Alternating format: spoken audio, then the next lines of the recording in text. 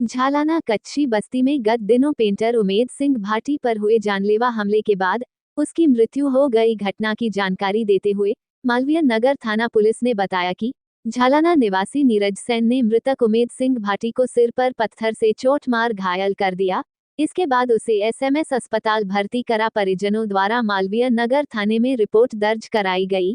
घटना को अंजाम देने वाले अपराधी नीरज सेन को गिरफ्तार कर लिया गया है। इस दौरान परिजनों ने मृतक परिवार में कोई पुरुष कमाने वाला न होने के कारण मुआवजे की मांग को लेकर परिजनों द्वारा कुछ समय के लिए कैलगरी रोड जाम भी किया गया। क्या घट रहा है और क्या झालाना का माहौल ऐसे नंगा होके नच रहे थे लड़के। हमने फोन वीडियो बना रहे थे और नच रहे थे डीजा बजा के। हमने पुलिस को फोन किया था, पुलिस नहीं आई थी रात को। और नंगे गाली भी दे रहे थे, गंदी गंदी गाली दे रहे थे। हम रात को पुलिस को फोन किया था, पुलिस नहीं आई थी। बताओ हम क्या अगर रात में 1-1, 2-2 बजे आते हैं काम करके। हम किराए से रहते हैं, कल हमारे भी साथ कुछ हो सकता है। कल उसको मारा, कल हमको भी मारेगा वो तो। उसका एक भाई बहुत दादागिरी दिखा। क्या घटना? उसका एक भाई और पूरा परिवार उनका गुंडागर्दी मचा रखी है यहाँ पे। और सब्जी वालों से क्या घटना? आप कौन है? सर मैं उनकी भौजाई हूँ। रात को उस दिन 1:30 बजे घर पे गए, हमारे जाके गेट बजाए, उमेश जी से मिलना है।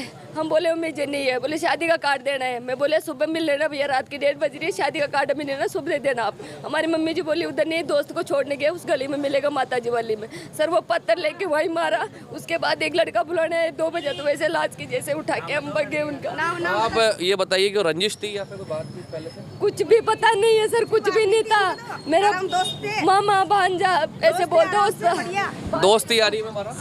दोस्त यारी में मारे। आराम से कल मैं पूछ के भी आई थी। आराम से छोटे-छोटे बच्चे को रोटी देगा। झालाना में माहौल अक्सर ऐसे ही रहता है। लेकिन खास परिवार के जैसे सगे समझते थे। कल मैं उसको पूछ आई थी क्या बात हो गई थी, तू किस बात पे मारा है?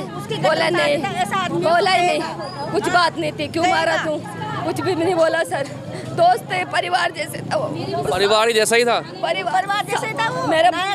मेरे ननद मकान ले रखी थी, तो उनका दोस्त भांजे का दोस्त था, तो आदमी मामा मामी बोलते थे। मारूंगा बोले, किसी को बोला वो। क्या वजह लग रही घटना? मारूंगा बोले। क्या वजह लग रही घटना की आपको? ऐसे ही मार दिया? ऐसे ही मार दिया। पी रखा था वो भी थोड़ा बहुत, वो भी पी रखा था। वो तो ऐसे मतलब ऐसे पत्थर उठाया, पेंट करके आ रहा था सर 2 दिन से वो पास। क्या काम करता था मृतक? पेंटिंग का काम करता था। बड़ा वाला भाई चले गया था, उस पहले पीता था। 3 साल से वो शराब नहीं पीता। महीने में कभी पी लेता, यार दोस्ती मिल गए तो ठीक, नहीं 3 महीने से नहीं पी रहा, तो पेंट का काम करता था सर।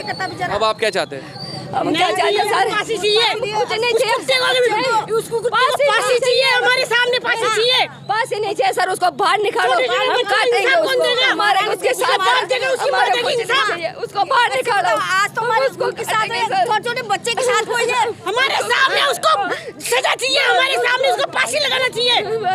सर हमारे छोटे बच्चे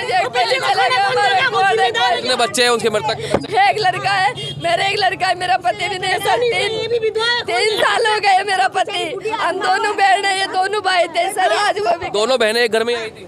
दोनों बहनें, तीनों विधवा। और आप विधवा हो गए, पूरा परिवार में कोई मेरे साथ कोई परिवार में कोई मर्द नहीं रहा? 25 साल से ससुर जी नहीं है, 3 साल से मेरा हस्बैंड नहीं है। आज मेरा देवर चले गए, मेरे 15 साल के दोनों बच्चे, 18 साल की लड़की। सर घर में कोई नहीं। सरकार से मुआवजे की मांग भी करते हैं? हाँ करते हैं, मुआवजे की मांग करते हैं। हमारे नौकरी चाहिए सर, हमारे को बच्चे नौकरी चाहिए, किसी को रोके रोटी देने वाला, रोके रोटी में कोई खिलाने वाला खाने वाला नहीं है सर। हम बर्तन मांज के पेट भर रहे हैं, हमारे बर्तन साफ करके पेट भर रहे हैं, हमारे कोई नहीं है। आप यहाँ के स्थानीय हैं? जी हाँ। अब बताया जा रहा है कि परिवार में कोई नहीं बच्चा कमाने वाला। देखो, इनके जो उमेश सिंह का जो बड़ा भाई था, वो आज से करीब 3-4 साल पहले वो एक्सपायर हो गया है। इसके भी बच्चे छोटे छोटे हैं। तो जो उमेश की जो घटना हुई है, 28 तारीख की जो घटना हुई है, तो नीरज नाम का जो शख्स है, उसने बेरहमी से उसकी पहले पत्थरों से उसके सिर पे वार किया है।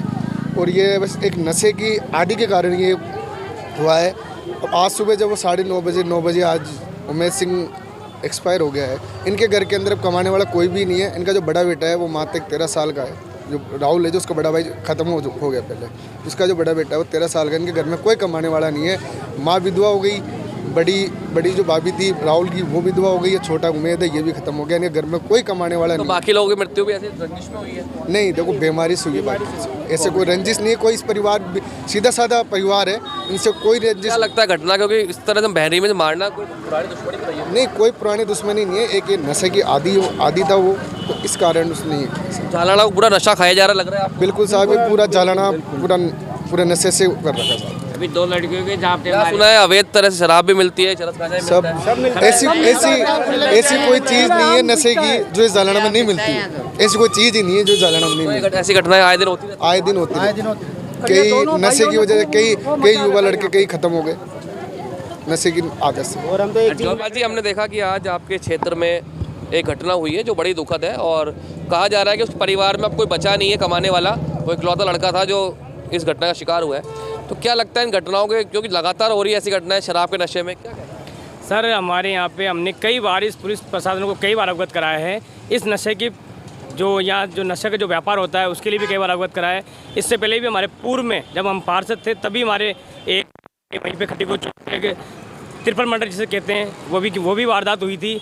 वो भी हमारे कार्यकाल में हुई थी। और ये भी हमारे बिल्कुल जो चौक जो झालना का जो मेन चौक है गैस गोदाम, जहाँ पे यहाँ पे आए दिन रात को 1, 2, 3 बजे तक भी लोग रहते हैं।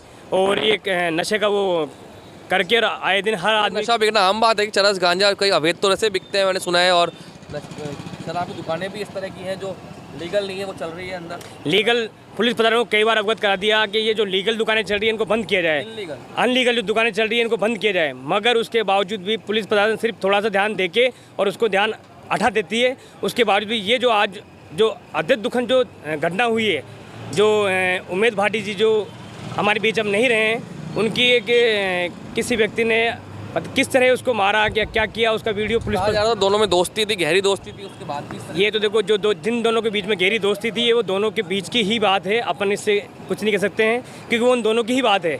और जो वारदात हुई है वो जो चला गया उसके साथ हुई है। उसके पीड़ित परिवार को सरकार की तरफ से कुछ मांग जैसे डेयरी बूथ या कुछ भी ऐसे कुछ मुआवजा मिलना चाहिए, क्योंकि उस परिवार में अब कोई भी आदमी नहीं बचा है। बड़े भाई था वो भी चला गया, उसके पिताजी थे वो भी चले गए, अब ये एक था ये भी चला गया। यानी कि तीनों जो महिलाएं तीनों इस समय बिल्कुल उसमें हैं, तो उनको मुआवजा मिलना चाहिए।